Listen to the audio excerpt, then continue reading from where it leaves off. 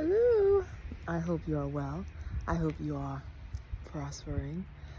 So I remember when I was in a Family Fun Fridays group last semester, and the women were reading The Power of a Praying Wife, the husbands were reading The Power of a Praying Husband. And each week, every 2 weeks, we'd be like, okay, what do you want to pray for your husband about? And then when we would check in the following week, it would be like, how did God answer your prayer? And I love that. How did God answer versus like, did God answer your prayer? It's like, how did God answer? Because it just gets you in the mind frame that God is always answering us, right? Whether it's a yes, whether it's a no, whether it's silence, God is always answering our prayers. So it just allowed us to pay attention to how God is showing up in our daily life. How is he answering us?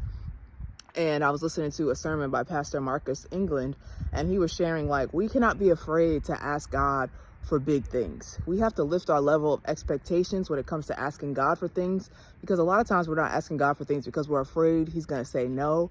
And instead of us being afraid he's going to say no, what we have to do is we have to be okay with God's no and realize that if God says no, it's for our best interest and he knows what's best for us, and that we don't want anything that God says no to anyway. So God's no is our best yes, because he knows what's ahead. He knows the plans for you.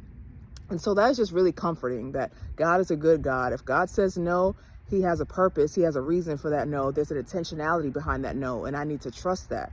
But that doesn't mean that I should be afraid to ask for things, because God is always answering. It's not if he's going to answer your prayers, it's how is he answering your prayers, and being okay with his answer. All right? Y'all be blessed.